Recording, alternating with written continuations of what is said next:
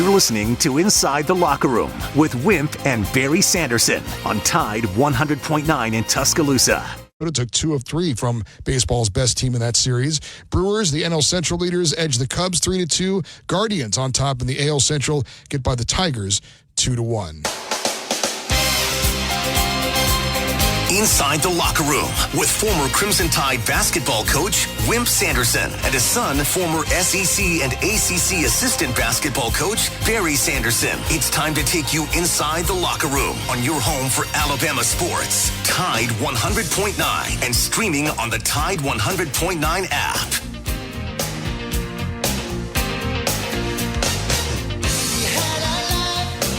Good morning. Welcome into a Thursday edition of Inside the Locker Room. Everybody, hope everybody had a great evening last night. My day is my last day at the Sanderson Basketball Academy. So we'll have some competitions out there today. So look forward to finishing up camp for the summer today out at the Belk Center. So hope the kids will be ready to roll today. 205-342-9904 is our phone number if you'd like to get in on the show with us this morning. The X accounts at Locker Room 109, at Barry Sanderson, at Wimp Sanderson 1. Email address for the show is wimpandbarry@yahoo.com. Download that app, the Tide 100.9 app, to your smartphone, and you can take us with you anywhere you go. We want to thank Yellowwood, pressure-treated pine from Great Southern. They help bring you this 7 o'clock hour each and every day. Always remember, if you're going to build the 5-star backyard, the fence, the deck, the pergola, there's only one choice, and that would be Yellowwood. So go to yellowwood.com to find the dealer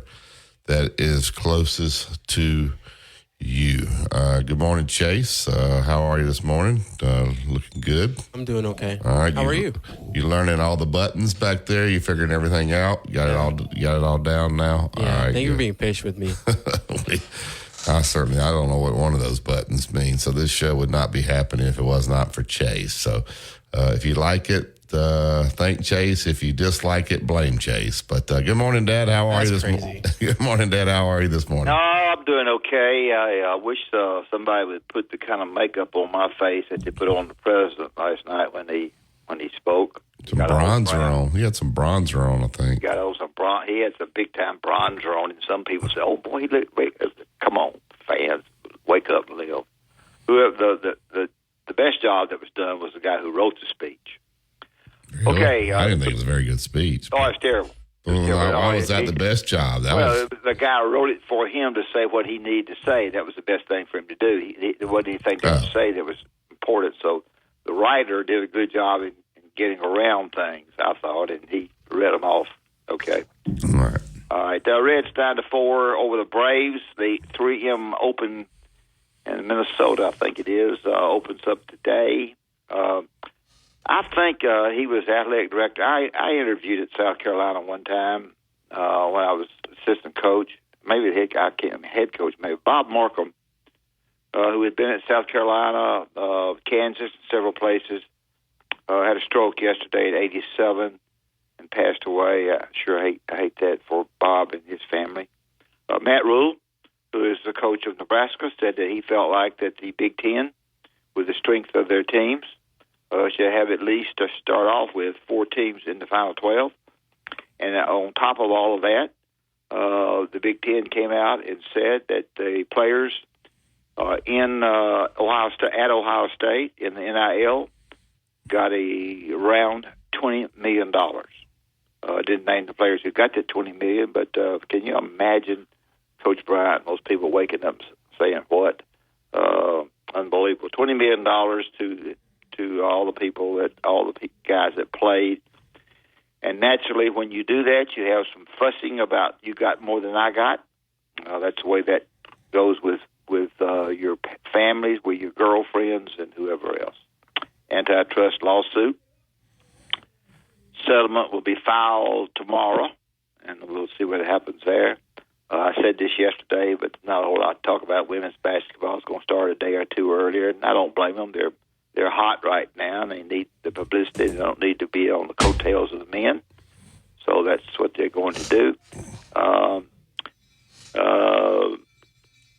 NBA is going to have a deal cut with ESPN, A&M, They tell me that Amazon, I don't do Amazon, but they tell me the ladies just buy everything in the world through Amazon. So it must be a big deal there. And NBC is involved in that, so that'll be a big deal.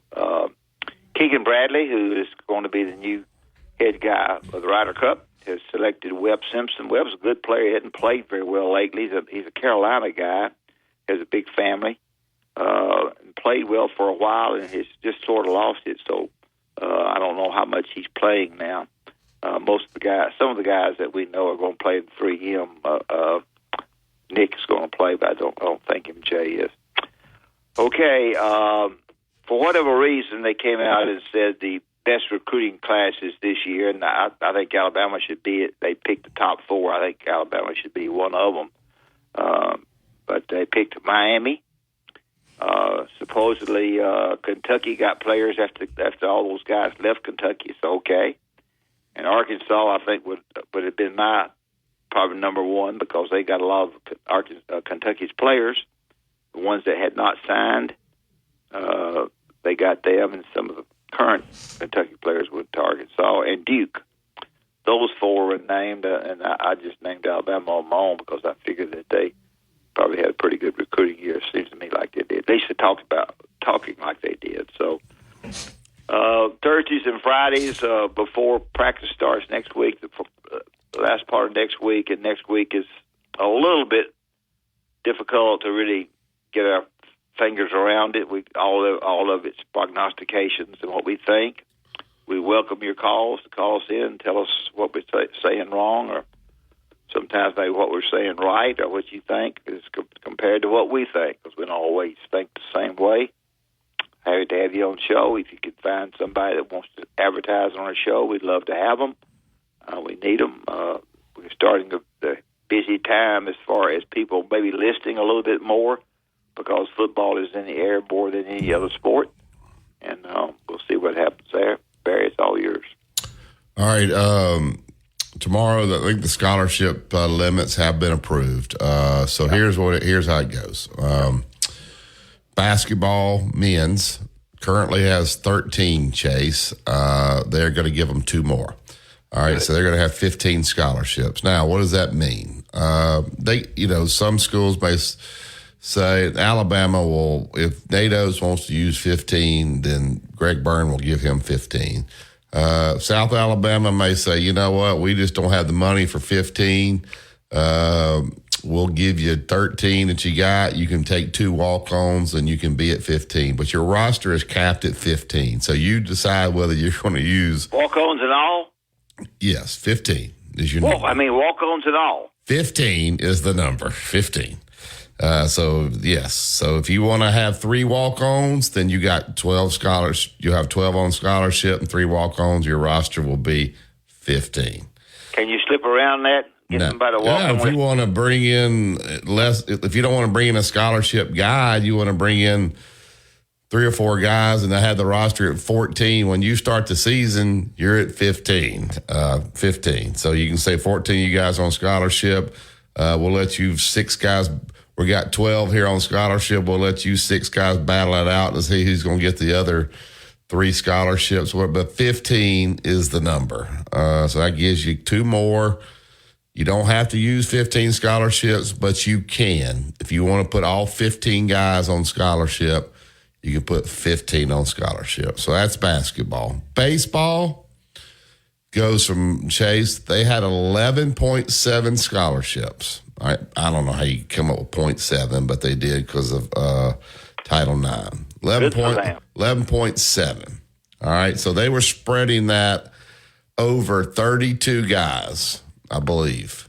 And then they could have up to 8 more walk-ons. So you could have a roster when you started your baseball season. You could bring in the fall, if Rob Vaughn wants to bring 55 guys in here, he can bring 55 guys in here this year. But when they start, they got to have that 55 trimmed to 40. So they can only have 40 on that roster. All right. Now, that's this. What they've been having. That's this year. This year's 40.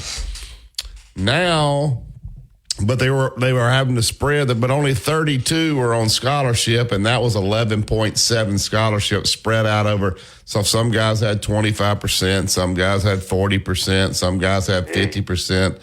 That was a nightmare for those guys. So baseball is the biggest winner, and softball in this. Winner and loser a little bit. Here's the deal. They go from 11.7 to 34. So they have 34 full scholarships. So you can have a roster up to 34 now. All right, and you can put every one of those guys on full scholarship. So it's not 50%, 20%. Now, you don't have to use. So South Alabama may say, guys, we don't have the money to fund for 34 scholarships. That's no problem. You only use 17 scholarships, and you can spread that out over 34 guys. But your roster limit is 34. So you want to bring in 40 guys to get to that 34. You can't give all those guys scholarships because if you give them all fulls, you got no money left there. All so right. It's 34. 34 is the number. Let me butt in here and ask you, if I've got 10 rich guys that are buddies of mine, can they go to the athletic director and buy a scholarship for those people? No, they can give them NIL money out of that 34. But they can't go just actually buy a scholarship for a guy. No, that's why they have this rule. Well, they could do it, but that would count as one of your 34. They wanted to give to a scholarship. Well, you keep saying, well, I don't have the money. I'm trying to find the money if I was coaching again. You can have South Alabama. You can have 34 scholarships. So if you want to use all 34, but Troy State doesn't, that's Troy State's problem. You got 34, and they don't have the money for 20, then guess what? You're going to recruit better than Troy State because you got 14 more full scholarships. But I got 3 buddies that's willing to buy 3 of them. Then that will count towards your 34. Yeah, that's fine. Yeah. So that's each school. I got the money, you don't. Every school's different. So I would think the SEC is the cream of the crop. They're going to give Rob Vaughn and these guys 34 scholarships. All right. So here's the only problem with that. You have rosters right now, Chase, of 40.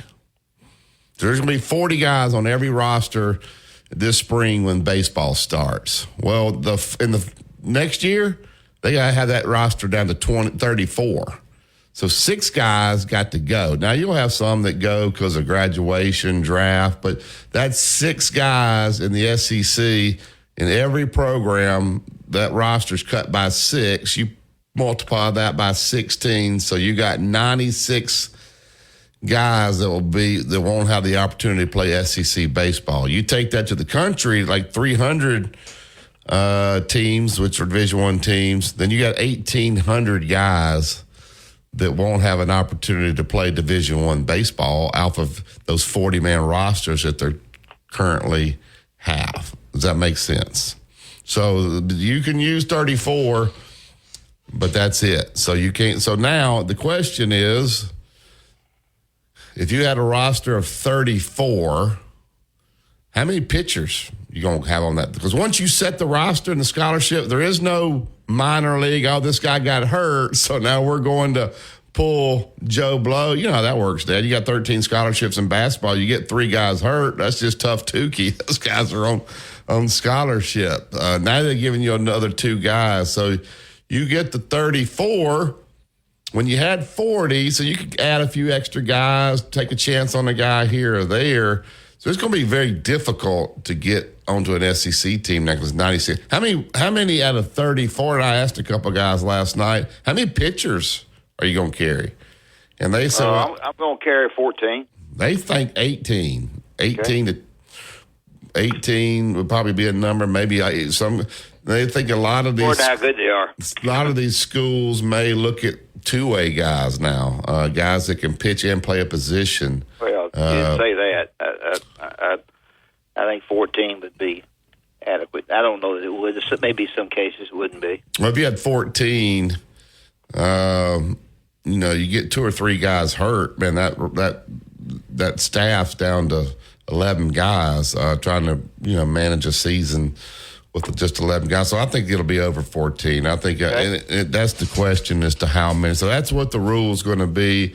So I would think the Big Ten, the Big 12, the ACC, and the SEC would give every one of those guys 15 scholarships in basketball. Now, softball is going from 12 to 25, so they're going to get 25 full scholarships. So they doubled theirs as well. Baseball did a little bit more. Volleyball, I don't know what they're currently at, 11 or 12. I think they're going to 18.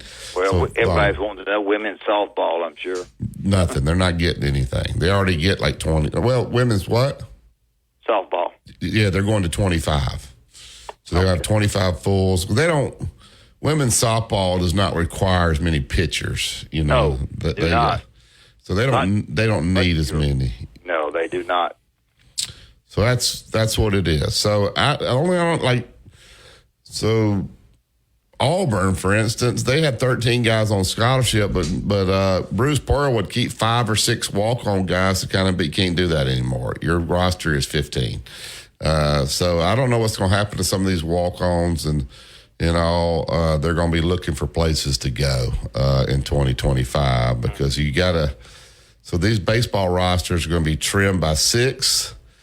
The basketball is going to give you 2, but you're capped out at 15. So any thoughts on all that, Dad, at this point? Well, I hate to see. I mean, I'm glad that basketball got 2 more. I really don't like them capped out, particularly. I think 15 scholarship guys is what they need with injuries and trying to have a scout team. They got it, 15. That's it. Yeah, I just don't know that there may be another guy come along that's not a bad player to make it 16, and he can't come along now.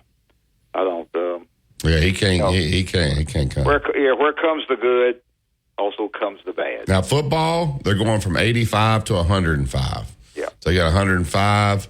It's capped at 105. So and it's 105 scholarships. Now, does Alabama have to use 105? No, they could use 85 and have 20 walk-ons if they want. But I would imagine if they want to get a great player, they want to go up to 105 scholarships. I can't imagine.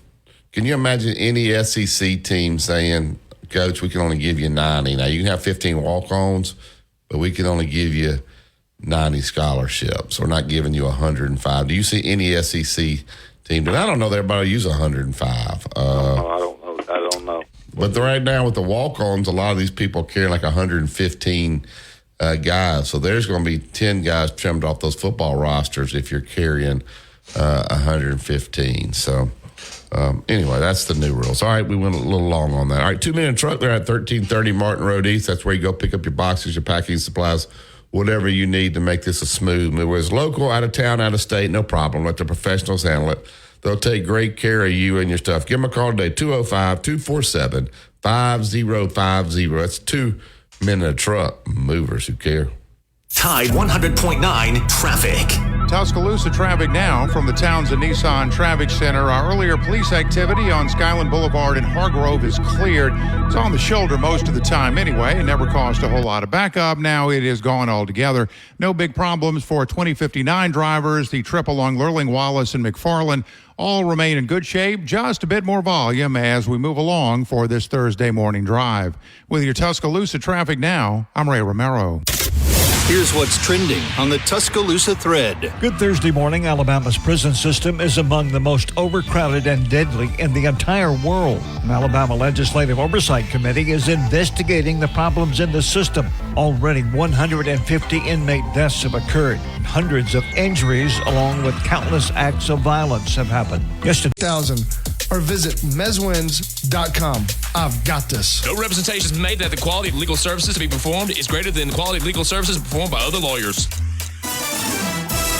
Road tripping, business travel, or bringing your car in for repairs. All great reasons to rent a Toyota at Tuscaloosa Toyota. You can rent the latest Toyota models for a day, a week, or a weekend. Every Toyota rental car comes with 24 hours roadside assistance. $5. Let's get your favorite Good and Gather snacks. They're now at a new lower price. Best team ever. When it comes to low prices, Target has your back to school. Tide 100.9 Tuscaloosa weather. The sky occasionally cloudy today and tonight. A few passing showers and thunderstorms are likely. The high today 84, tonight's low 71. For tomorrow, a mixture of clouds and sunshine with scattered to numerous showers and thunderstorms. The high 87. I'm James Spann on the ABC 3340 Weather Center on Tide 100.9. The flagship station for Alabama Crimson Tide sports. Tide 100.9 and streaming on the Tide 100.9 app.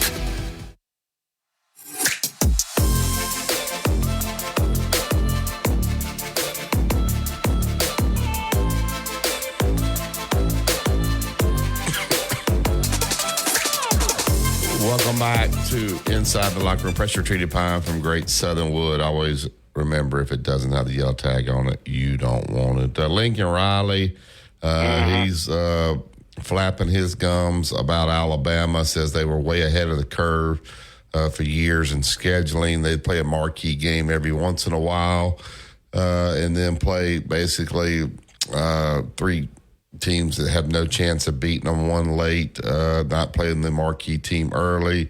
They asked him, will they keep Notre Dame on their schedule now that they're in the Big Ten? And, of course, he said all the way, yeah, he would like to keep Notre Dame for the fans, this, that, and the other. But at the same time, they got to look at what's best for USC. And as far as getting into the opportunity to win a national championship. So he acts like Nick Saban. Bama was ahead of the curve for years, I thought, on how they scheduled in the non-conference. Riley told on 3. They would occasionally hit a marquee non-conference game. They played 2 other games, not very good, and played one late, so they could essentially get a little bit of a bye there late in the season. I don't know that is he criticizing Alabama? Is he just saying they were ahead of the curve, being smart? But they still had to play in the SEC. Now, they did play USC.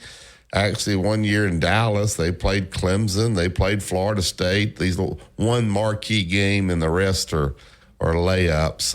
What were your thoughts about what Lincoln? I don't have any idea in what light he said that, whether he was being funny or cute or believing that or whatever. I have no idea. I think your schedule's been okay. I think you do. I think, for me, you do play some games early in the year that you win and take a look at your team. Some people don't believe that like I do, but I think personally for me, Georgia opening up with Clemson is not a good opener for either one of them because they have a hard time getting their loser has a hard time getting their team ready to play because everybody's telling them they can't get in the final 12. So I just think you're better off getting off to a good start by winning. Some of our listeners won't agree to that. They'll want you to play the toughest team in America. I didn't do that in basketball, and I think we got off to pretty good starts.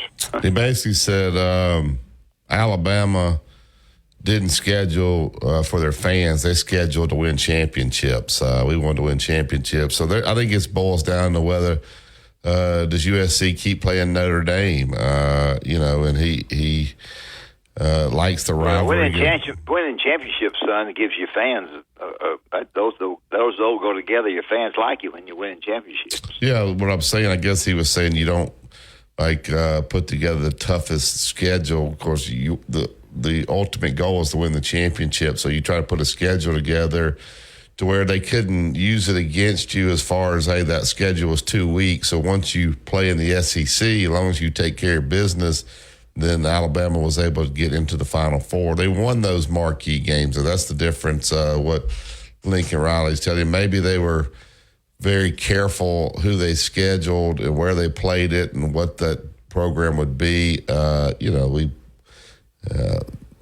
It has been a formula that's worked. Now Alabama's been better than most of these Western Division teams. So if you're Notre Dame, if you're USC, do you continue to play Notre Dame in a non-conference game? If you got that Big Ten schedule as well staring at you, or you're afraid, man, if I lose 2 in the Big Ten, I lose to Notre Dame, then I'm probably out of the Final 12. I don't play Notre Dame, but I beat Wyoming. I probably get in. What's your thoughts? Well, I study my Big Ten schedule first. I don't think you can do that, though. They don't give you that far in advance. Yeah, I know you can't, but I still take a hard look with my assistant coaches. I got somebody in charge of all that. And I'm studying them, and I know you can't study them very well, but I get some kind of a little bit of an idea of what I think I need to do. And if I feel like it's going to be, if I got Ohio State and Michigan and 2 of the first 5 games, then I might think that and drop Notre Dame. I need to do what I think I can do to get into the Big 12, but keep my schedule decent to have home field advantage. And all these players, all these coaches in all the sports are sitting down always with a numbers count. They're involved before this ever came about. I did that when I was coach. You sit down with a numbers count. You look at the numbers. You look at who you try to get, what your numbers are. When I went to Alabama, we had 20 basketball scholarships, and which was a lot of scholarships back then. So you checked your numbers really close. Yeah, going back to the scholarship thing before we get to break, and for baseball, there's a lot of guys that are going. They were having to take out big time loans, to pay for these kids to go because they only had 25%. So those days will be gone at least, unless that school could only fund 17 and you're having to pay 50% of it. But if you're going to the SEC, then you're not going to have to worry about taking out loans, because that school is all going to be paid for, which would be nice. Be treated like a football and a basketball player. So, can you imagine though if what I said is true? $20 million at Ohio State this past year to kids at the jealousy there is. What'd you get? How much did you get? Well, your mother said you got this much. Can you imagine that? There's so much stuff behind the scenes that people don't realize go on. It's unbelievable. Experience the wow factor. Contact Shoot Masonry and Specialties at 205-887-3807 today and unleash your home's full potential. You're listening to Inside the Locker Room with Wimp and Barry, only on Tide 100.9 and streaming on the Tide 100.9 app.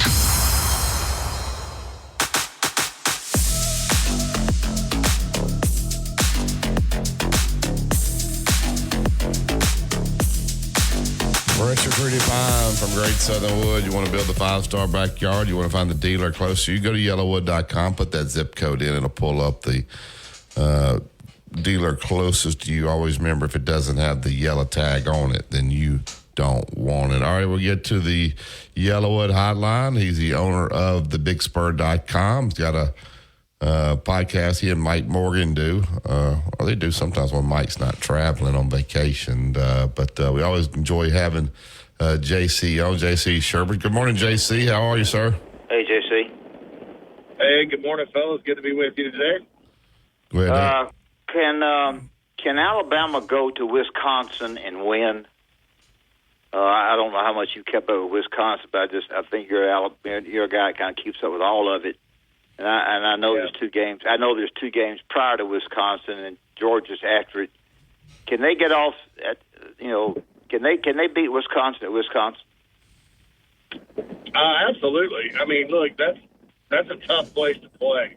Probably one of the more underrated places to play in the country, Camp Randall Stadium. So it's not going to be this cakewalk, I don't think. But I do believe Alabama's just better than Wisconsin. I think they've got better athletes, better players. I think they're better coached. And the thing is that, and I know it sounds weird to say that because there's a new coach at Alabama, but I'm just going off the board versus Stickle's track record. You got to go handle the environment, right? But here's the thing that I wonder about with Wisconsin. Their year last year was just sort of okay. And for years, since Barry Alvarez was there, they were a ground and pound team. I believe every school has a DNA. I think in football, I think when you divert from that DNA, you better be like on to something awesome. Case in point, Clemson, when they hired Tommy Bowden and brought in Rich Rodriguez. Clemson before that was a triple option power I, run it, play defense kind of school. When Bowden comes in, and they've had like the high flying offense since. Same with Alabama. kind of transitioning through Lane Kiffin and all that. You better be good. Wisconsin, when Fickell got there, scrapped the ground and pound, which is what's gotten them to the success they've had. And they hired Phil Longo, who's a spread guy. Now, they run the ball still, but it's a lot different style of offense. They don't sit there and pound you like they used to. So I don't know if that's going to work or not. I have questions about it. So on defense, if Alabama go up there and match up athletically, I mean, it's a spread team, no different than what you see in the SEC most weeks, scheme-wise. I think that's a better matchup for the defense than having, those big 300-pound linemen beating on you all night and facing formations and things of that nature you aren't really used to seeing on a weekly basis. So Alabama's defense, I think, will have an advantage in that one. And absolutely, they can go on the road and win. I would feel bad for Coach DeBoer if they didn't, because that's kind of the first. It's a big test, And if you don't win in your first big test as a new head coach replacing a legend, there's going to be a portion of the fan base that grumbles a little bit. Yeah. So, but I think they'll win that one. Outside of it being a tough place to play in a loud stadium, I think Bama's got the advantage across the board. Okay. JC, I think we're about to see a humongous separation between the high major, the Power Four, I guess, now, and some of these other leagues. When football can go to 105 scholarships, I guess tomorrow that's going to be approved. Baseball is going to 34. Now, they are going to have to trim those rosters down, but they're going to have 34 full scholarship. Basketball is adding 2. It doesn't sound like a lot, but when you go 13 to 15 and you got 300 and something Division I schools, but you got these Power Fives, that's 2 more guys they can take that keeps, I guess, maybe the Furmans and the Woffords and those kind of guys maybe getting these football guys. 105 football, I guess no walk-ons unless you just say, hey, we're going to fund 95. You can have 10 walk-ons, but that roster is cut at 105, which to me seems like plenty. The NFL, what do they have, 53? I guess they do have a practice squad there. Just your thoughts on what's going to happen tomorrow. Is that going to be the separation between the big schools and the mid-majors? Well, starting off, there's going to be a bunch of walk-ons put on scholarships. I mean, if that's the case. Is the rule for this year? Not this year. It starts in 2025. Yeah. I don't like it. I'll tell you why. I understand more scholarships. I get it. But what it does is it eliminates walk-ons. Yeah. And I think that's such a big part of college football. I mean, think about the walk-ons that have impacted the national championship in the last 10 years. Hunter Renfrow from Clemson caught the game winner against Bama in 2016. Integral part of what the Tigers did during their success. Walk-on. Stetson Bennett from Georgia. Only quarterback to beat Alabama in a while since David Green. But would Stetson, if they were at 105 instead of 85, would you just put him on scholarship? Would Hunter Renfrow and Stetson Bennett not have been one of those 105 that are on scholarship? I don't know. I think that's a good question now, because different schools will kind of look at it different ways. I mean, do you go that extra 20? Are you going to go and look at your state and say, well, who's the baller high school player that we wouldn't take normally? He's probably going to go FCS, but we're going to take him because he's a ball player, and we're just going to try. We're going to shoot, gamble. We're going to roll the dice. Or are you looking to sign the next best 20 players? Yeah. You know what I'm saying? I mean, and that's something coaches are going to have to decide. And, you don't want your rivals to sit there and, have this big, they just take 20 more scholarship guys that are good. They have all this depth, and then you take 20 walk-ons and put them on scholarship, and you ain't got the depth. And I don't like the fact they're cutting, the practice type of, the number of guys that can be on scout team and stuff down. It's going to be interesting to see, and yet again, the NCAA passes a rule in football.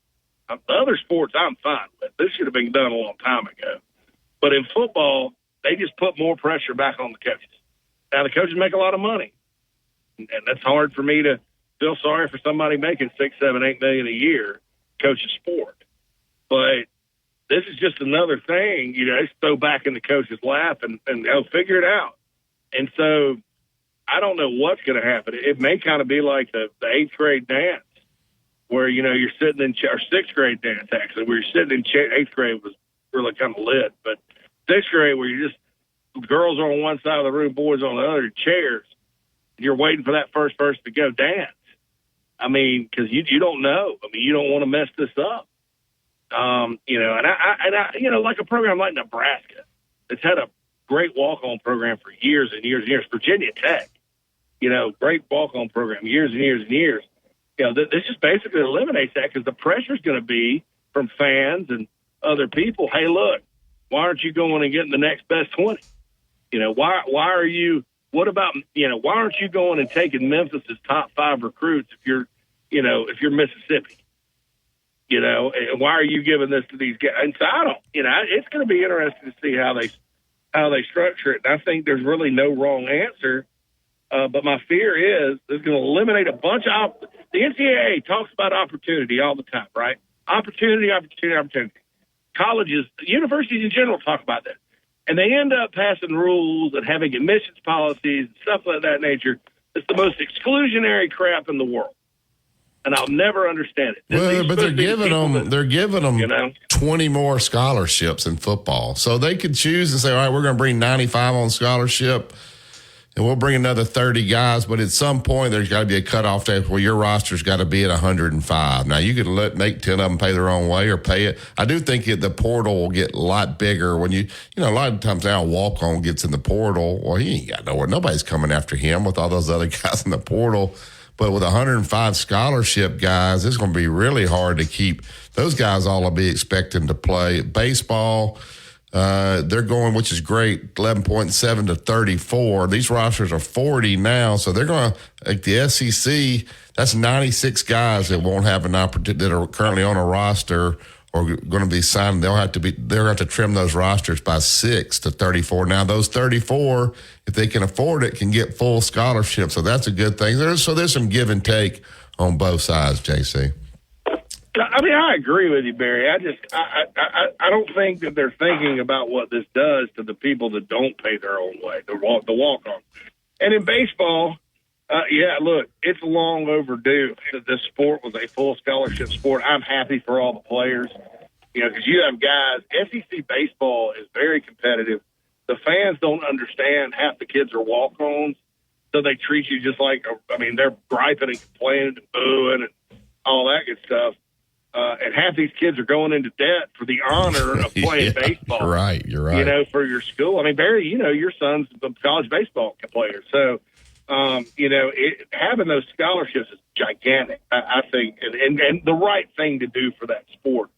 It's crazy, though, because in baseball, too, the NIL budgets have skyrocketed around the league. So now you're going to have, guys make, at some point it'll come to the fact that, colleges will be able to outbid a lot of these initial deals that Major League Baseball hands out. You know why they did all this, right? For all these sports, like this, because Texas A&M can probably get a lot more collectives than everybody else, so they could probably bring in, 85 scholarship guys, but they could have 20, 25 walk-ons, but then they just give them the NIL money to cover that, where everybody can't do that. So they're trying to kind of level the playing field there, so everybody kind of has the same number. So now scholarships still cost money. So it's going to be interesting to see what some of your lower level power fours do, like your academically inclined, academically focused schools, private schools with big tuition bills, Duke, Vanderbilt, Northwestern. Are these schools going to give the full 105? I think it's particularly in the ACC. I think Northwestern's going to be fine because they're in the Big Ten and they're getting a big check. Vandy should be fine because they're in the SEC and getting a big check. But Duke, Stanford, Cal, these places that are, they're not big spenders, in sports. Are they going to end up funding all of this plus NIL for a sport where they really aren't, they're never really going to, chances are they're never going to be in the playoff. You know, they draw 20,000 a game. I mean, the passion for Wake Forest football among the Hardy Deacons, and you were at Wake, it's a Hardy fan base, but there's not very many of them. You know, and for football, you got a 30,000 seat stadium, and you don't even fill it up. You know, can you justify that? So are you going to see those schools say, we're not going to give quite as many scholarships, and we're just going to see how it goes? Yeah, I can. You know, I mean, so that's an interesting thing too, because scholarships still do cost money. I mean, you don't think of it that way, but they do cost money. Yep. Matt Rules at Nebraska said that Ohio State, was loaded, and that the Big Ten ought to have 4 in the playoffs. And then right after that, Ohio State says that we gave, I think it was $20 million to our players last year. Can you? I can't. That the jealousy there, and those two statements I've had. I guess they should win if they got the right people's selection. That's quite unbelievable, isn't it? I talk a lot about caged animal syndrome with schools, like caged animal hires, basically. Like that's a school that says we're not going to take it anymore. We're going to do everything we can. And kind of like when Alabama hired Nick Saban, that was a caged animal hire. They were done messing around with the mics and all that. I like that caged animal hire. But that's a caged animal hire. But Arkansas hiring John Calipari would be in that room, and Kentucky hiring him too was caged animal because they had gone through the wilderness a bit. But Ohio State, without making a coaching change, had a caged animal all season, and I think they opened up their purses up there. They have a lot of money as it is. I mean, it's the State University of Ohio, lots of deep pockets, and it's the only school in a big state. That usually means you got a lot of money. And you look at it, Quinshad Judkins. I mean, did you guys, like, when you heard the rumors Judkins was getting in the portal, didn't you think probably he's coming home to Auburn or Alabama? Yeah. I mean, how many Alabama kids, when they go someplace and they transfer back and they have the opportunity, don't come home? He didn't even think about going home. He went to Ohio State. I mean, their recruiting class, I know how much they were paying some of their receivers they recruited out of the Carolinas. And, one of them was already back at NC State because he wasn't going to play. I mean, they hired Chip freaking Kelly as their offensive coordinator. I mean, this is not, and it's because of one thing. The school up north, their big rival, who they hate, won a national championship for the first time in 75 years. And so they're like, wow, we're not going to take this anymore. And so I think to whom, I think in the Bible it says, to whom much is given, much is expected. And on paper, Ryan Day's been given a whole heck of a lot this year. So they better win. If they go and hang a 10-2 out there, get bounced in the playoffs, maybe play an SEC team, and they still don't match up, he's getting fired. So that's the pressure that comes with that. And I think, as we saw with Texas A&M a few years ago, you have a bunch of ball players like that, your chemistry, it's probably not that easy to develop. Ohio State's a program where that's kind of taken care of itself. They've been there before, unlike A&M. And so that's I have a little more faith they'll do it. But look out. We'll see what happens. I wouldn't want to coach a bunch of millionaires at this level. Not at 18 years old. Yeah, I wouldn't. Not at this age. 22, 23, okay, but not at this age. I liked, JC, what you said last week, that all the SEC fan base, everybody think that Nick Saban belongs to them now. He's our voice now. Yeah. And, I think you're 100% right. They all love Nick Saban now. There's not, I guess LSU people maybe are still mad that he left there. So when he has this role on game day, does he need to be pro SEC? Does Alabama people expect him to be pro Alabama? He needs to be, if it gets down close to whether Alabama should be in this 12-team playoff, which I can't imagine, but it could be. Does he need to? Hey, he's getting $500,000 from Alabama. That's his school. He needs to push that. Does he need to, or does he need to be for everybody? The Big Ten, the Big 12, the ACC. What kind of Nick Saban you think we'll see on College Game Day? I think he's just going to be honest. Yeah, like he ain't even thinking about that. I think he's Nick Saban is he has a lot more personality, I think, that people give him credit for. But he's a machine when it comes to this stuff. I mean, you laid out like his prep work last week, Barry. I mean, my God, there's not an analyst in the country that'll watch.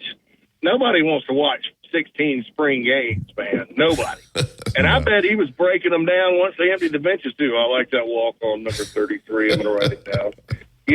He's a machine. And so I don't see him in like the input that he gets when he's evaluating things. I don't see the output being, adjusted for political reasons. So, and I think that's what everybody loves about it. I mean, I think everybody's going to love the fact. Now, look, you'll have some clowns that are like, he's just saying that because it's the SEC.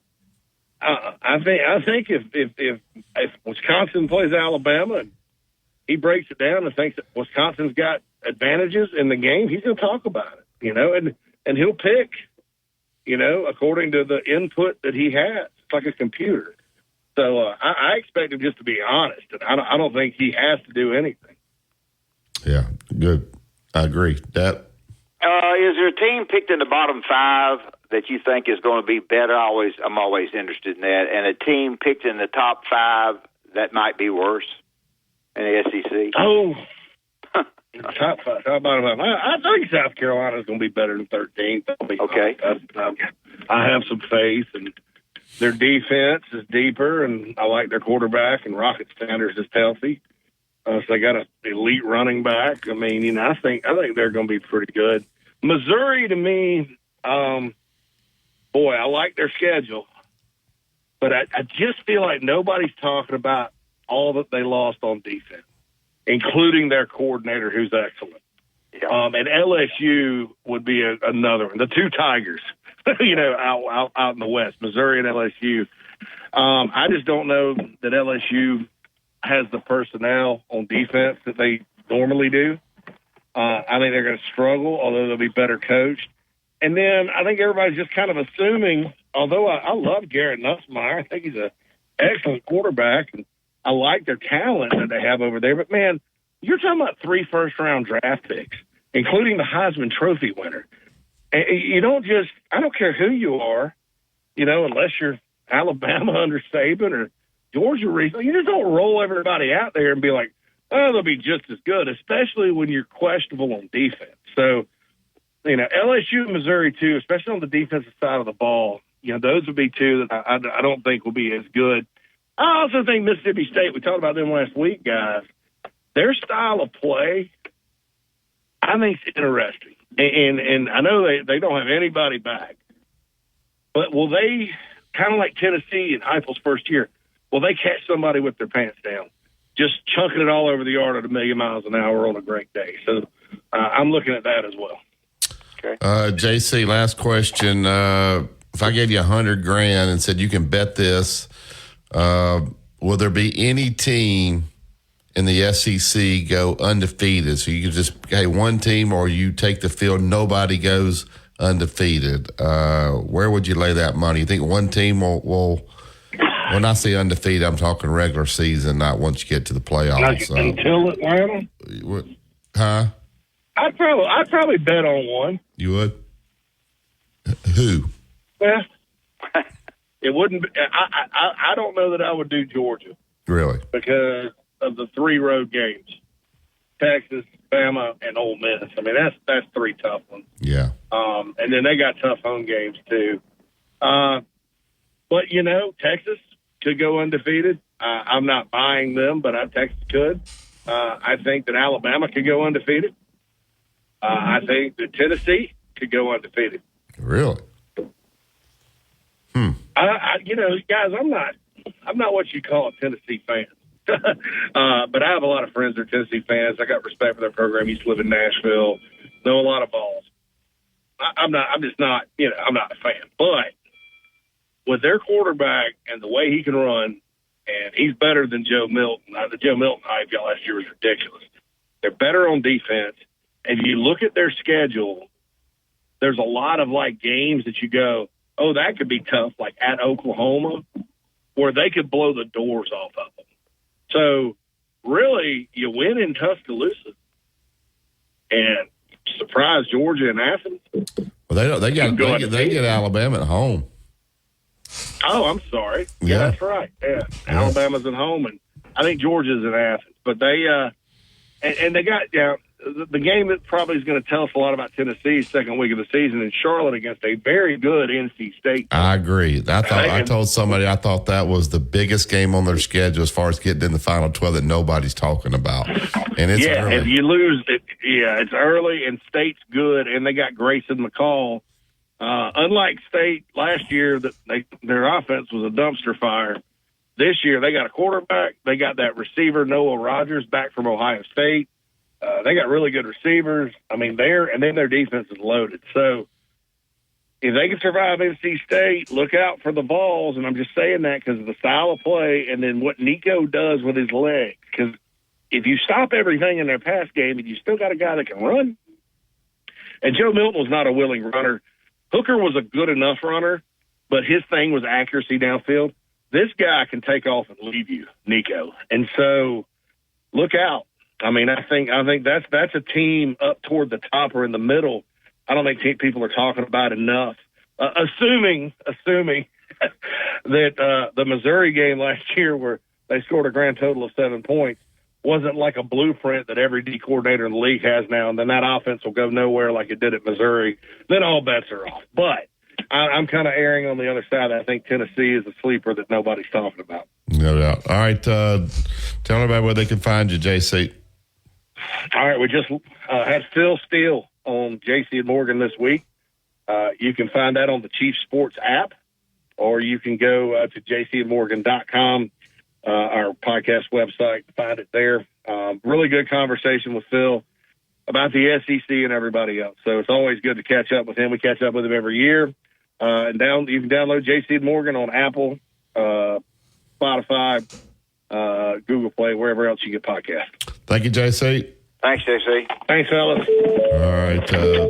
I could tell he was driving there. All right, we'll get to break here. Open up the phone lines, 205-342-9904. We're a little long on that, so we'll let you double those breaks there for us, Chase. You listen to Tide 100.9. I want to thank Yellowwood. Pressure-treated pine from Great Southern. They brought you the 7 o'clock hour. Always remember, if it doesn't have the yellow tag on it, you don't want it. Phone lines are open, 205-342-9904. Tide 100.9 traffic. Tuscaloosa traffic now from the Townsend Nissan Traffic Center. They drive along McFarland Boulevard from Coker down to Jack Warner. That's going to take you about 13 minutes. On Highway 69 from Middlebury Road to McFarland, 7 minutes there. And further south on Lurling Wallace, another 5-minute drive down to the 15th Street exit on I-2059. No big accidents or breakdowns or heavy backups to get on your way there. With your Tuscaloosa traffic now, I'm Ray Romero. Go inside the Alabama Crimson Tide with the Gary Harris Show. Hey, everybody, it's Gary Harris. Coming up Thursday morning on the Gary Harris Show at 9 a.m., the return of the coach, Ellis Johnson, will be back for another season of great college football analysis and insight, plus Jeff Spiegel from ABC 3340 and your phone calls. That's the Gary Harris. Gain Flings. Try Gain Flings with OxyBoost and Febreze.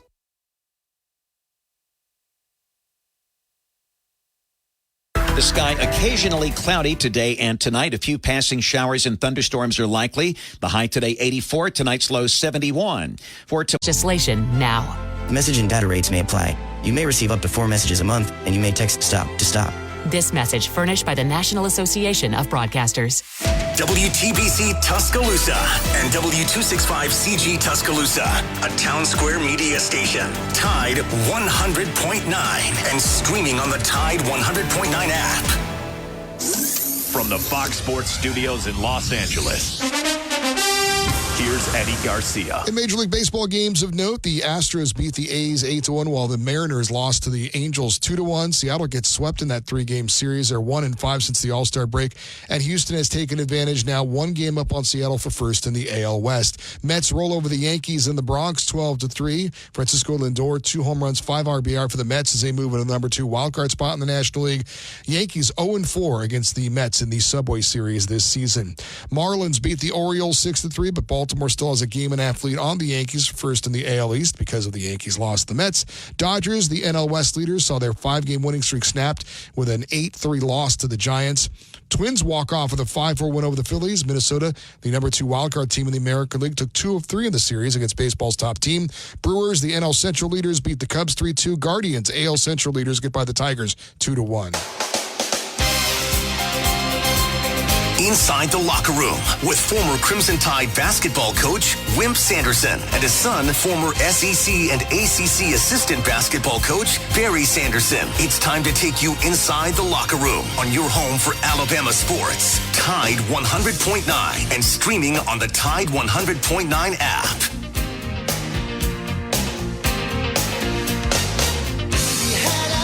Welcome back to the second hour of Inside the Locker Room. Allstate Insurance agent Andrew Kniffer. He's my Allstate Insurance agent. Let him become yours. I did 4705 McFarland Boulevard, Suite 3 over in Northport. Look for Home Life Auto. Whatever you need there, have Andrew and his staff take great care of you. They will send you a quote, 205-722-9201. Make the change just like I did. If you ever need that insurance, and Andrew knows his area inside and out, can help you navigate all that. All right, get to the Yellowwood hotline, Andrew Kniffer hotline, and bring in Philip. Good morning, Philip. Good morning, guys. Hey, interesting topic today with the scholarships and the uppage, the increase on that. I would think off the cuff, without exploring it too much, it would offer coaches a lot of flexibility, and I think it might put a little bit of a damper to an extent on the harm that portaling does to a program. Would you agree? What do you mean when you say it? Yeah. I would think it would, if you have 105 scholarship guys, unless you go the route, you know what, we have 20 more scholarships. Let's take a couple of guys we wouldn't normally take, a guy that we think that would be okay redshirting, that we can develop and make sure that he understands that. Let's give him a scholarship. Hey, he's got UAB. He's got South Alabama. I think this kid's going to be good, but it's going to be 2 years from now. I think we can take him. And I think those opportunities will come as far as redshirting. But if you go out and try to sign the 105, like Alabama can probably go get elite guys. Well, those guys are going to come in, and they're not. A lot of those guys don't want a red shirt. They all think they're going to the NFL. So I think it would run those guys to the portal. It depends how you use it, I guess, Philip, would be my answer to that. Well, you certainly couldn't be reckless with it. You'd have to think it through. And, you know, you want to get the elite players, no doubt, but there's also a room on teams for guys that understand that, you know, development is part of their world, and those are good players to have. Those are very good players to have. And I think you know, if that guy's only being recruited by mid-major schools, but if you're Alabama, you're Auburn, you go in there. I think that guy, he's trying anything to get there. And if you're very open with him on the front end and saying, "Look, man, we think we're really deep at linebacker, but we really think you're going to be special. We can give you a scholarship now. Come in here, let us develop you over a couple of years. You'll be ready to play then." Will that guy take this opportunity, or would he go to a UAB where he thinks he can play quicker? I think they'll have a better chance of getting that guy and waiting his turn there. Now, if you go out and try, like I said, get all 4 and 5 stars, then I think the portal's there's even going to be more people in the portal with college football and college baseball and basketball, really. Yeah, it could be, and we'll see both of those worlds come up. But one thing I do think it's great. I think it's good for the high school kid now. I think that helps. I think it does. If you're Nate Oates, you may look at it and say, I tell you what, like John Calipari, he's said already he only wants 8 or 9 studs, and then the rest of the guys he's going to kind of fill in guys like I'm describing. Well, now they can go to 15. So if you're Nate Oates, hey, you got a guy up there at Mountain Brook, you think he's pretty good, like the Ty Davis kid. He went to Creighton. We don't need him right away. Let's go ahead and take him. I think they could take a guy like that now at 15, where at 13 they probably wouldn't. Would you agree to that, Dad? Now you can maybe take a chance on an in-state kid. Yeah, I think you could do that. I think it's always, but you never know, that you never try to fill your roster too fast. I think if you get that thing filled up and you can't make a move of anything, I think it's difficult for you. I just wish that they would say, okay, we're giving you these extra scholarships, but you can't go all portal and get 20 more portal guys. You got to at least take a certain percentage of high school guys. We're going to give you these scholarships, but a certain percentage has to go to high school kids to give these kids an opportunity. I'm going to be frustrated if I see, Ole Miss, they get 20 more scholarships and they go get 20 more portal guys, and I don't like that. That would be, I think that is a good point, and it would be very disappointing to know that a coach should have to be told not to do that. I would think. If I was a head coach, I would say, hey, we got a great crew here we can develop, and that's what we're going to do. We're not in this for the quick buck, quick portal, quick NIL deal. We're in this for the development with this core of 25 guys. I hope that's what they do. Yeah, depending on the sport, depending on the on your job security, are you going to get? I think it will. I think you're right. I think it will make people go get more high school guys, but there's so many portal. It's so easy. These guys come and go. Now, I wish they would say, look, we're going to give you more scholarships, but if you go there as a high school kid, you got to stay 2 years. You have to stay. If you don't stay 2 years, you're not eligible to transfer. You'd have to sit out after 2 years. Then you could transfer. That gives the coaches enough time to try to develop this guy and see if they think he's going to be a guy that can really help. Gives the kid a little bit of time to get adjusted. And after 2 years, I think we all know. But letting them come in and we had guys transferring before they even had their first practice. And I just don't like that, Philip. Right. I saw where the basketball player from Buckhorn's officially enrolled at Grayson now over in Georgia. Yeah, I told y'all that a month ago.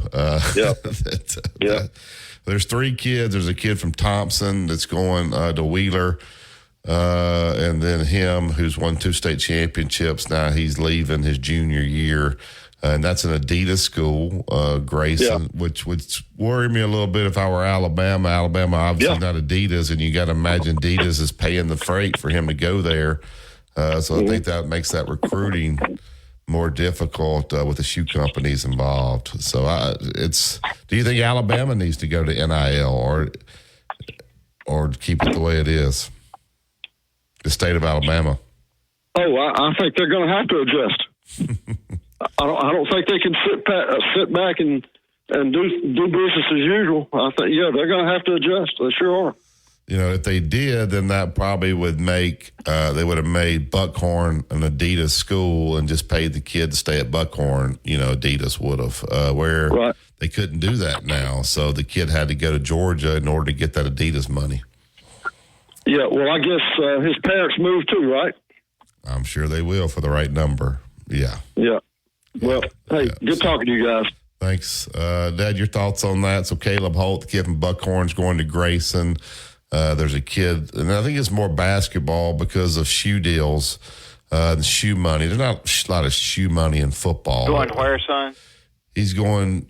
So there's the best player in Alabama basketball is a rising junior at Buckhorn. Yeah. He's going to Grayson in Georgia to play for those guys for the next 2 years, and because he can get NIL money in the state of Georgia. So I'm pretty sure Adidas is going to pay the money. Adidas couldn't pay him and him stay at Buckhorn. He'd be ineligible. I've seen him once. What does the state of Alabama need to do? Just say, hey, it's amateur. We're not going that route. If they keep losing guys, what's your thoughts about that? I think it's what the future holds. if they continue to lose a pile, I'll look at it. But just because one guy from Buckhorn's gone, I would study it with my. We got a new head of the Alabama High School Athletic Association. He's new to it all. I don't know how. I guess they felt like he was good. They wouldn't have hired him. I don't think there is an answer to that right now. I think you look and see if that situation is continuing by studying a little bit before you do anything. I don't like it personally for high school kids. Yeah, I think if you start having some elite football players, leave Thompson, leave Hoover, I don't know, the big schools down in Mobile, and go to Georgia schools, and Georgia starts signing those players, then I think the pressure from Alabama and Auburn to the high school association will be, we got to do something here.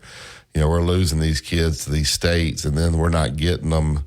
If it starts to affect their recruiting, is there anything that Kalen DeBoer or Greg Byrne or John Cohen can do with the AHSAA to apply a little pressure there so that doesn't happen? Or do you wait till it becomes a problem, or do you try to get ahead of it before it becomes a problem? I don't know. I personally wait a little bit to see exactly what direction we're going. I don't. It's got to be a lot of committees, make a lot of votes, and a lot of meetings before anything like that comes down. It's easy to talk about it on radio, but when you start trying to do something like that, there's a lot of backlash on everything that you do. I think it would take a while. So I really don't know. I don't like the high school kids getting. You need to be able to keep them and coach them and make them better. I don't know.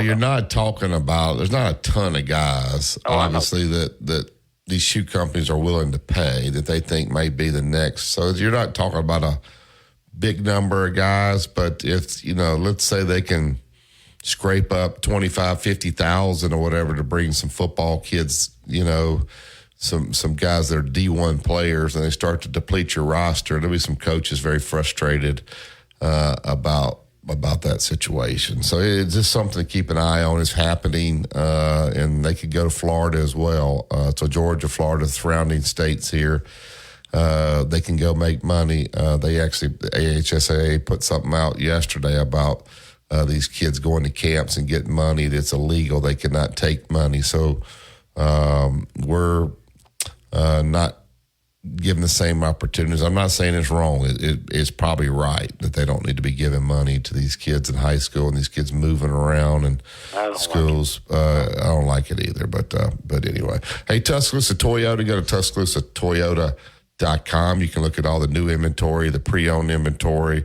You can schedule a service. You want to rent a Toyota, you can do it right there on the website. Rent before you buy. Rent one for the weekend. Try it out. Then you'll know exactly what type of Toyota you want. You can swing by Skyland Boulevard. See Justin. Tell him you heard it on Inside the Locker Room. Or go to TuscaloosaToyota.com. You listen to Tide 100.9, 1230 AM. WTBC is the home of Alabama sports.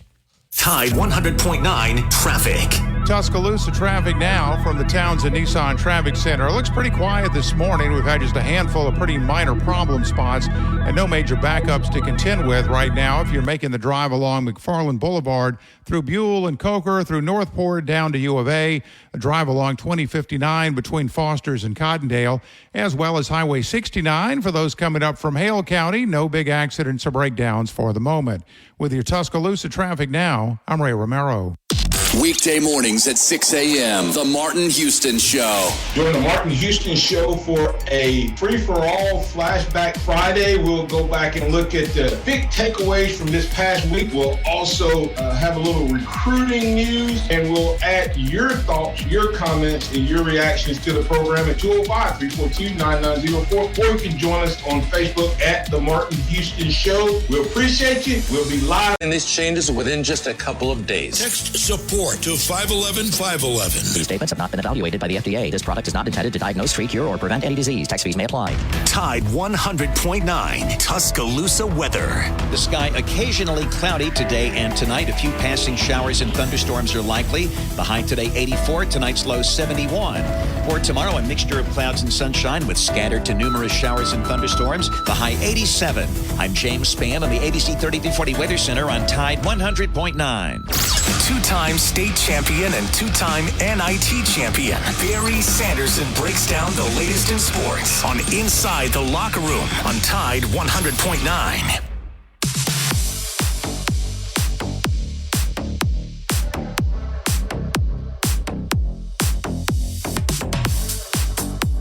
Welcome back to Inside the Locker Room. All right, we're getting right up to Tuscaloosa Toyota Hotline and get our main man, Digger, in. Good morning, Digger. Hey, Digger. You know, on the scholarship thing, you do realize the university's got full autonomy on the equivalency scholarships. You know what those are? Basically partials. On all sports, they can do a partial scholarship. You couldn't do that before. No, you talk about with the new rule. It has to count. It has to count. The new rules, you can have a partial scholarship in football. You can go 25% scholarship, and the rest NIL. You can do that in every sport in your athletic department. Good grief! Are you sure? I am definitely. It says it right there. Well, the problem that you got is that if you give them a partial, it counts against your numbers. Well, of course you give them a partial, but not a full scholarship. Well, my point is, it counts against your numbers, Digger. Digger, Texas is going to give 105. They ain't worried about no partial because you can only have 105 guys. Yes. No, this is just to give the university more leeway on what to do with their scholarships. It's not as rigid as it's before. No, Digger, no. I don't believe that, Digger. Here's the deal. They can give only 80. They only can have 105 guys on football, all right? If they want to give 105 scholarships, they can do it. The number's 105, so you can give equivalent. You can't give 115 and say, well, we're going to give these other guys 50% and divide it over. The number's 105. I get that. Okay. I do. But it's the money thing. My point, but that's not you don't want to, if you want to, basically what you're going to get to do is you're going to get to staff a practice squad. Well, I'm just saying, like South Alabama can say, guys, we don't have a budget for 34 scholarships. Right. So they will say, okay, we'll give you 17. They're like, okay, so they can take 34 guys and spread 17 scholarships out of 34. So that part, you're right. There you go. Yeah, but that's still the number's the number. The number's the number. So if I'm, if South Alabama's recruiting me and they say much money. If I'm South Alabama and they say, well, I can give you 50% of the scholarship, and Alabama tells you, well, I'm going to give you the full scholarship, where are you going?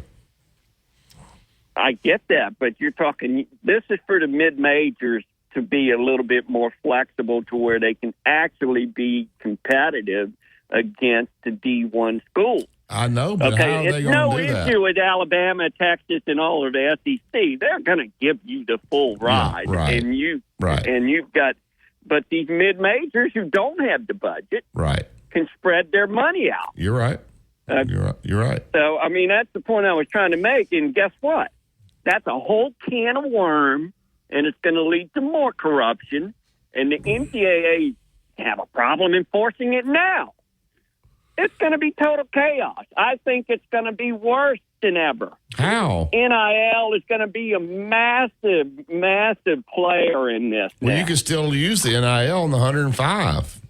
But you can't. Right. But a lot of people are going to use the NIL on the 105 or then use more on the next 15. You can't do that. Now, the number's 105. Well, are you saying too many partial scholarships don't count against the number? Yeah, they count against the number, sure. They count the number, but Wimp, you got to have it's a body count then. Yeah. You can't go over 105. You can go half and half and half and half, but you can't exceed 105. Yeah. Well, I don't know what kind of point you're making then if you're talking about the partial scholarship. Anything that's a counter goes towards 105. That all you're looking at is counters. The point I'm trying to make on this whole discussion is it was a lot more rigid with the scholarships, and you had more control over the scholarships. Now the universities can split them up, and it'll be unfeathered chaos on where the scholarships are going, and you're going to lose track of who gets what. Well, I'm just saying. You get 105 in the story, but go ahead. When you get into let's say the Sun Belt, Southern Miss, they probably think they can be really good in baseball, so they're probably going to try to get as close to 34 as they can. The other teams in that league probably are going to say, we ain't got that. Like we're going to give 18. Right. We'll have 34 guys, but we're only giving 18. Well, Southern Miss is going to say, we got a much better chance of winning in baseball than we do football, so we're going to give more for baseball than we are football. You're going to run into that where within the leagues, certain jobs will be better than others because of the importance of the sport. And you can go partial scholarship on softball and do the rest NIL, and the rest of the money that goes for scholarship you can go and put it in football. So it's not a problem for the big programs, but I'm telling you, it's more leadway for the university to do what they want with these scholarships, and it's going to lead to. And I'm telling you, it's going to be total chaos because you're not going to be able to keep on top of it, or as far as the NCAA is concerned. But why is that going to be chaos? It's going to be loosey-goosey all day long with the scholarships. I just think you're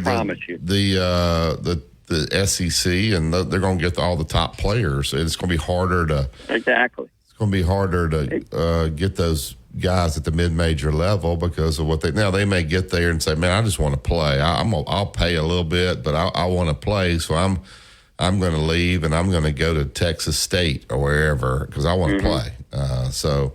And the one that benefits is baseball. Lord, that 11.7 was a joke, and you knew that sport was making money for your university, and you wouldn't give these players a scholarship where you were forcing them into the minor league. Well, now it's a different story. Yeah. Okay. So I love this situation, but in that sense of the word, even that, you're going to have 96 less spots in SEC baseball because they got to trim those rosters from 40 to 34. I mean, you're right. They are getting the money. But it's not going to be as have to get student loans and all that. I would think all the SEC teams would give 34, but who knows at this point? But they would have to. I mean, it's as competitive it is. Yeah. Everybody's going to do the scholarship there on the baseball side, and even softball too. But holy cow! I'm telling you, it's going to be a train wreck of a situation where you're going to try and keep track of this. This is where the athletic department, the athletic director, earns his money. Boy, he sure does. Well, Mr. Burns is going to have to show me. I don't think Mr. Burns will have a problem. He's going to give everybody the maximum scholarships. He's not going to give Rob Vaughn 30, and everybody's going against got 34. He's not going to give Nate Oates 13 when everybody's got 15. They'll have them to use them. So, and on top of that, Barry, he has to make money. Yes. Okay. It's a big vacuum right now. Suck this vacuum machine up for money. I'm telling you. He's going to have to show he's got to make money. You're still eventually going to have to pay for the other 18 sports. Yeah. Right? No, unless you go all NIL. Think about this, Digger. If you added basically 22 in baseball, 20 in football, you're giving another 13 in softball. So what's that? 20, 22 is 42. You're talking about another 65 scholarships that they're going to have to pay for at Alabama or Texas or wherever. Now, that's a pretty big number. What they're going to have to pay out. On top of paying out the 20 to 22 million a year. And think about this. He's already brought it up on the radio. The basketball coach for the Texas women's basketball, he's going to staff a practice squad full of boys to play against a girl, okay, to make them that much of a better competitor. he's going to have his girls go up against guys in practice rounds. Everybody to be a does that. better player. They all do that. Well, everybody does that, but they weren't getting paid to do it. You weren't getting a scholarship for it, were you?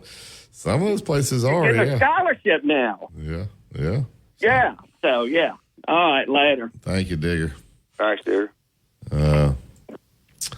I'm not sure where he was going with that, but anyway, there's some really good to it, and then there's some bad. I think it will help a little bit of the high school kids. So maybe here in the SEC, some kids that aren't being recruited, but they're going to get there and not be able to play because they'll be a little bit behind with other guys. But maybe we'll get some guys there that can develop. And the Stetson Bennett story and all that, those guys, would they not have been in the 105, have been questioned. They may have Hunter Renfro, those guys. All right, let's go ahead and take a break. Phone lines will be back open 205-342-9904. Let's tell them about these guys are getting all this money now. They got to have somewhere to put it. Tell them about Bryant Bank. Well, Bryant Bank, outstanding company because they do a good job with you, the contributor. And the money that you go take in there will be safe. The money that you take in there will be certainly guarded very closely because we're having so much graft now with people trying to bother you with your money and what you have. 4 locations in Tuscaloosa, a lot of locations in Birmingham, several locations throughout the state. If you're looking for a nice bank with a smart banker and people surrounding him, then I think Bryant Bank would be the place for you to go. So go by there and visit with them.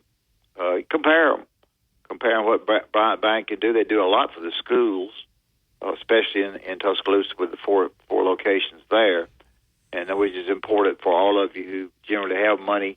You also have kids. So go by Bryant Bank. Tell me you heard on Inside the Locker Room, and hopefully that you'll sign right up. All right, we'll take this break. Up at the phone lines 205-342-9904. You listen to Tide 100.9. In 1230 AM WTBC. It's the home of Alabama sports. Coming up on The Game with Ryan Fowler. Coming up on the Thursday edition of The Game, we're going to feature Rodney Orr. We're going to talk about the big cookout that's expected on the campus of the University of Alabama this weekend. Which recruits are in, which ones are out. We'll talk about it with Rodney Orr, TiderInsider.com. All starting at 2 p.m. here on The Game on Tide 100.9, 1230 WTBC. Your home of Alabama Crimson Tide Sports. The longest running sports program in Tuscaloosa. Code 555 for an extra $5 off a Mando starter pack. That's shopmando.com. Code 555. This report is sponsored by Compassion International. Tide 100.9. For more coverage of Alabama football, visit us at Tide100.9.com or download the free Tide 100.9 app. The Crimson Tide will not be denied.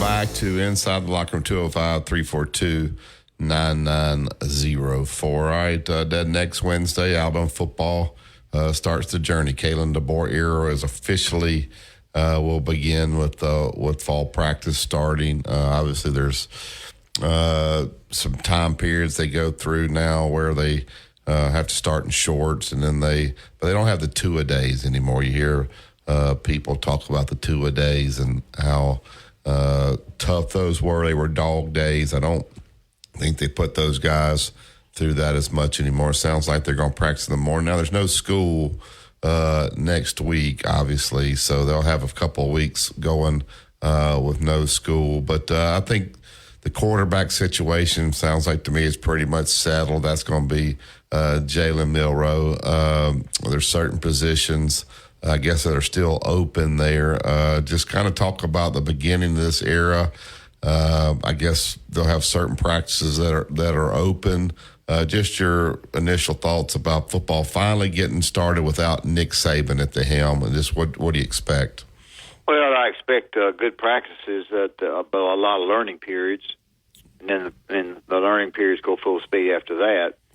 I know the practices that they've had, they've tried to get the quarterbacks in tune with what they're doing.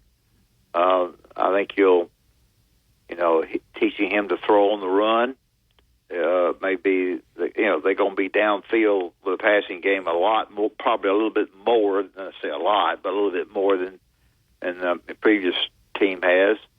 It'll be strictly Kalen DeBoer's offense. He's very comfortable with two guys that he has. We had Shepard on once, but they pretty much know what they want to do and how they want to do it. I think practices will be, will probably be good. It's a little bit different because you get through and you want to do something at night as a player, and you better not because you got to get up pretty darn early to get going. So I think he's well prepared. Has a good staff that he likes. They seem to be on the same page from what I can understand, and I think they'll be off and running and play well. They've got I think the first two games are winnable regardless, and I think third game is a little bit of a test for them before they get to Georgia. So I expect things to go as well with the media. I assume that he will let them out a little bit more. I don't know that, but I think because he's new that I would be careful letting the media get out there for stuff that I was teaching. I just wouldn't. I'd let them get out there for stuff and then get rid of them because I'm brand new and people are trying to find out what I'm doing early. The Wisconsins are, the other people are. So I'd keep the media out of there. He probably won't, but that's what I would do. All right. I don't know this. I just listen to people talk, and I assume it's probably pretty accurate. They talk about Nick Saban's defense was very complicated. It was difficult to learn. He had certain guys that called things, but the formations and all the different things, that it was a difficult defense to play in. And you had to be really smart to play in this defense. So sometimes guys were overthinking and not being able to play. They act like Kane Womack's defense is not near as complicated, that these guys can get on the field quicker. They'll be able to play faster. Now, maybe it'll be more vanilla, and if that's the case, then sometimes you just have to out-talent people there. Kind of talk about, if that's true, let's assume that it is. Complicated, sometimes confusing to the offensive side. Vanilla sometimes is not, but vanilla also, guys aren't overthinking. They're using the athletic ability, and they're playing kind of compare and contrast the two. There's no wrong answer here. There's no one way to do it. Just your thoughts, if that's true, about the defense, if it's not going to be as complicated this year. Well, I think it's great. I think being vanilla, if you're really talented, gives you a chance, as you said, not to think it, to go and play. The better you are, the more least you have to think as far as what you're going to do. So if the swarm defense, South Alabama's brought in there, he's very comfortable with the head coach is because he's been with him before. Be a little bit different. I don't know how different because I don't know that much about football, but I think it will be different. And I think the better you are, the more, and you can get by with it being vanilla, then that's great. You'll have a lot of different, defensive sets and so forth. It'll be interesting. It'll be interesting to see how much they go live, how much they go ones versus twos. What do they do there? That will be the interesting part to me. And of course, I won't be able to see it, but I think that they'll hit some, but I think that they'll be a football team that everybody will be ready to play. Nobody will be injured. So, hey, you hear, and I don't know if they backed off of this, but how physical Nick Saban's practices are. Yeah, so these guys got after it. I don't say they had a ton of injuries, but the practices were going to be harder than the games. I don't know this staff's not going to be as physical. It just doesn't seem like that's kind of what they hang their hat on. And maybe Alabama lost that here last couple of years, the physicality. Seems like to me this is be a little bit different style with Kalen DeBoer. I don't know that, but just your thoughts about that. Yeah, I think it will be. I think it'll be both a little bit different style on both sides of the ball. I think they'll try to get their quarterback, not only the run pass, but he'll do a good job of really doing a lot of different things. I didn't think that last year's offense was as bad as other people thought.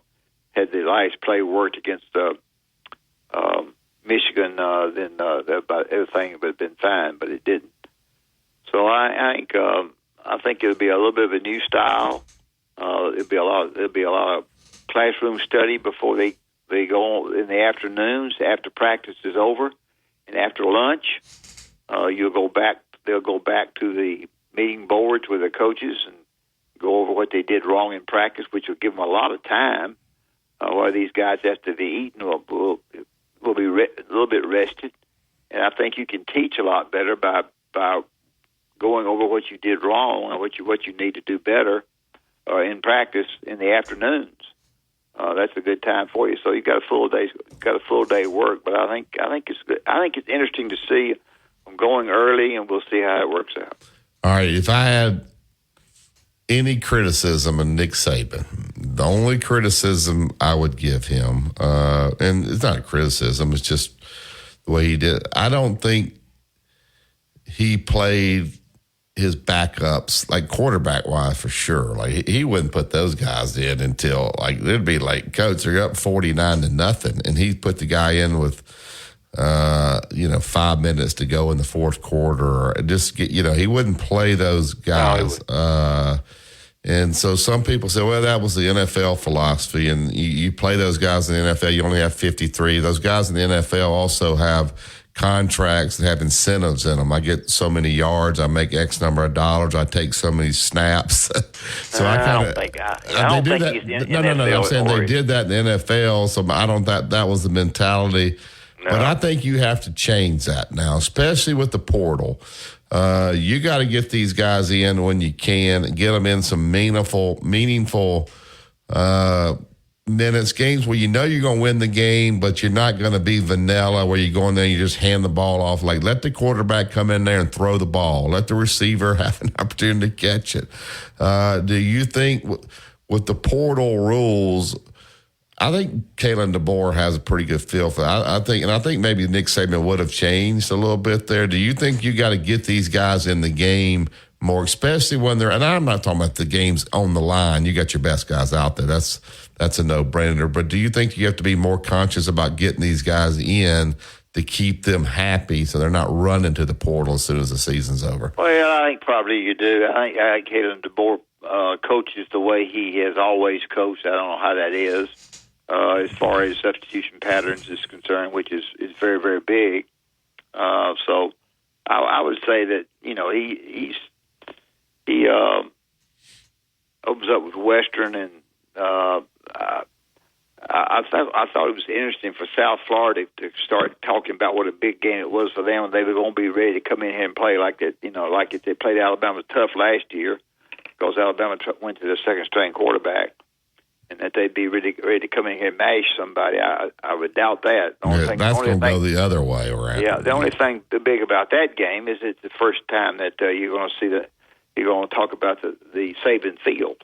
I think maybe. Well, also the problem you got is those players were probably mad that South Florida even played them that close last year, and they're going to want to smash them. Yeah, I would think that's right. And South Florida thinks that because we played poorly last year, we're going to come in here and knock the socks off. And I don't whatever the line is, take Alabama in that game. That's what I've been saying. That I'm interested to see what the line will be. Yeah, that might be a blue plate. All right, we'll take the break here. We got Joe holding. We'll get to Joe. We'll get back from break. Listen to Tide 100.9, 1230 AM WTBC. It's the home of Alabama sports. Tide 100.9 traffic. Tuscaloosa traffic now from the Townsend Nissan Traffic Center. As we wind things down for this Thursday morning drive, we really aren't seeing much on the board. It's a quiet trip for drivers along 2059 from Foster's out to Cottondale. Same story along McFarland, Lurling Wallace down from Northport. Well, with no big accidents on the board. With your Tuscaloosa traffic now, I'm Ray Romero. Go inside the Alabama Crimson Tide with the Gary Harris Show. Hey, everybody, it's Gary Harris. Coming up Thursday morning on the Gary Harris Show at 9 a.m., the return of the coach, Ellis Johnson, will be back for another season of great college football analysis and insight, plus Jeff Spiegel from ABC 3340 and your phone calls. That's the Gary Harris. Text DEAL to 511-511. Your order is backed with a 90-day guarantee. All dogs are unique. Your dog results can and will vary. Message and data rates may apply. Tide 100.9 Tuscaloosa weather. The sky occasionally cloudy today and tonight. A few passing showers and thunderstorms are likely. The high today 84, tonight's low 71. For tomorrow, a mixture of clouds and sunshine with scattered to numerous showers and thunderstorms. The high 87. I'm James Spann on the ABC 3340 Weather Center on Tide 100.9. Mr. SEC Tournament Wimp Sanderson gives you his excellent analysis every weekday on Inside the Locker Room, right here on Tide 100.9.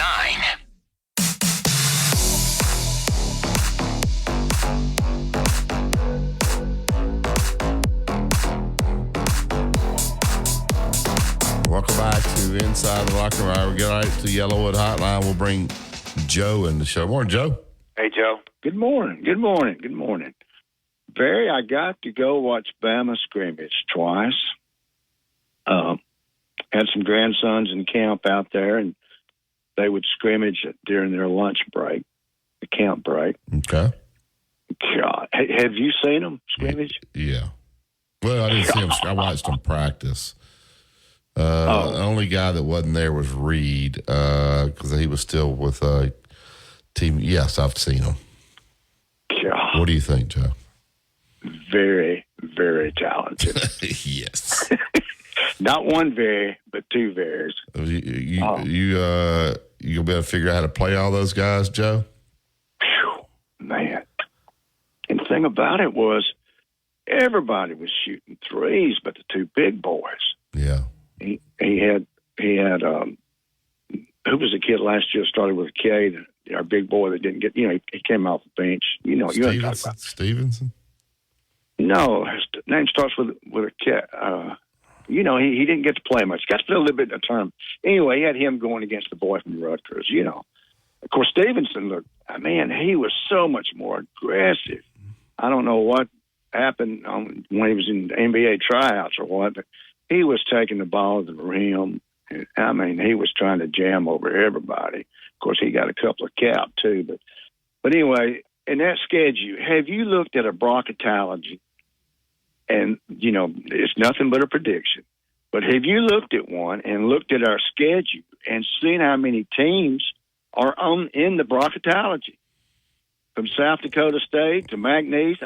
All of our non-conference games, almost every team is in the bracketology now. Well, that's one thing they do when they go play, the team that nobody knows about. It's like a Furman or somebody like that. I'm not sure, but they're all usually picked to win their league. So they're not playing the bottom of these mid-major leagues. They're trying to play the top just for RPI purposes. Well, Arkansas State got beat in the conference finals, or they would have made the tournament last year. Yeah. You know that? Yeah. This guy, he is just looking for games. And we're going up to North Dakota State to play. Yeah. But we're playing South Dakota State down here. It's unreal what this guy is doing with the schedule. And then, of course, with the addition of Texas and Oklahoma, it just gets more and more and more. That's all it is. I didn't see the kid when I was there. The kid from Pepperdine didn't practice. Did you remember which one he was? Gosh, Barry, they all run together now. You know what I'm trying to say? Yeah. They hadn't got their name. And like the guy from Auburn, if it wasn't for his hair, I wouldn't have known it was him. You know what I mean? Yeah. They're also talented. It's hard to tell them apart. In those practices, just a number on it. And he's brought in so many guys, like you said, but that had to be the guy from Pepperdine that was just wearing it out one day. He was wearing it out from three.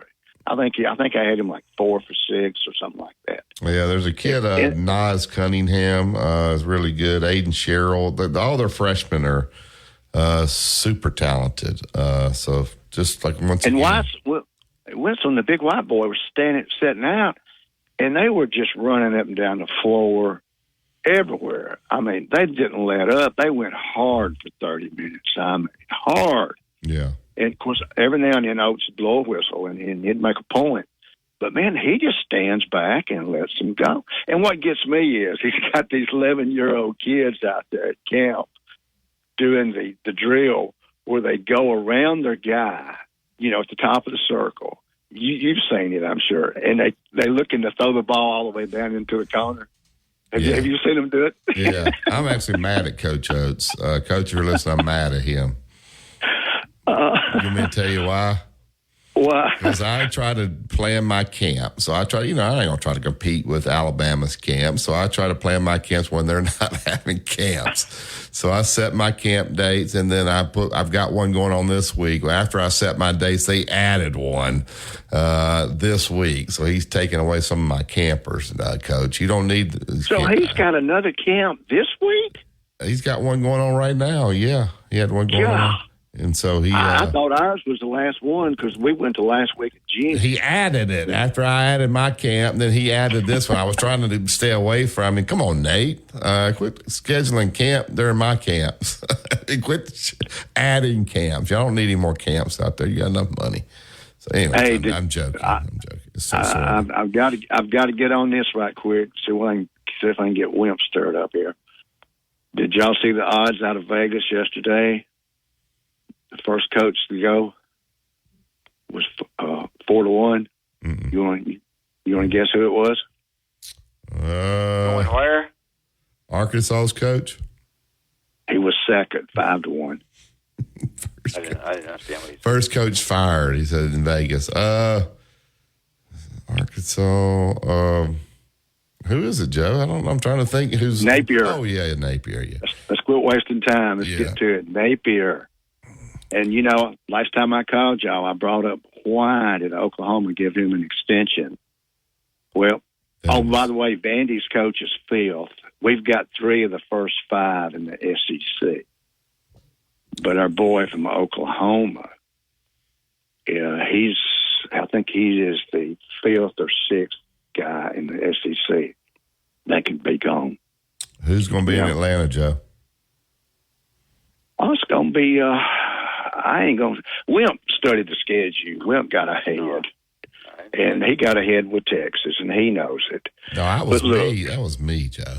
No, I didn't. Well, anyway, Wimp, you know, it's going to be hard to keep Texas out of Atlanta, period. Sure.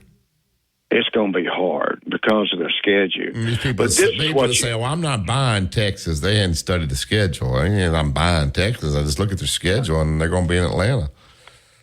Yeah. So.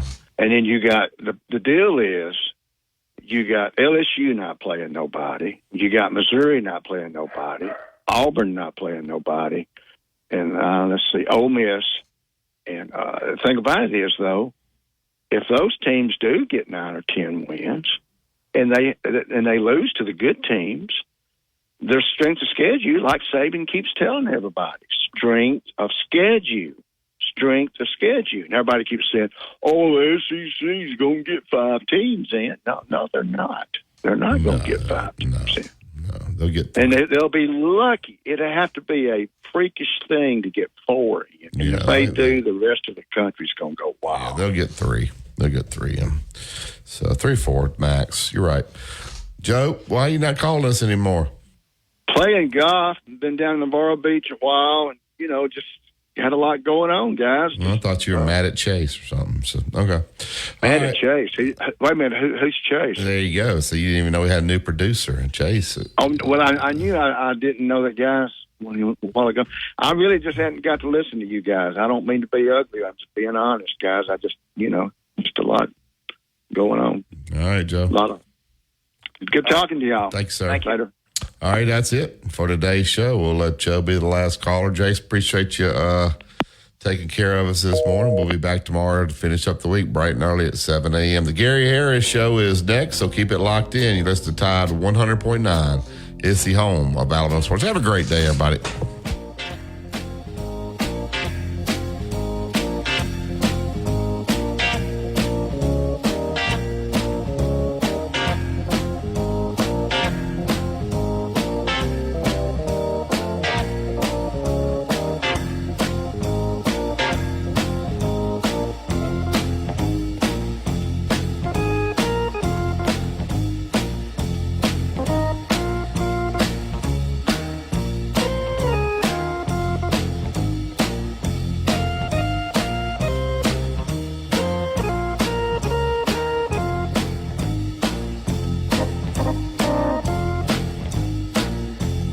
Bye.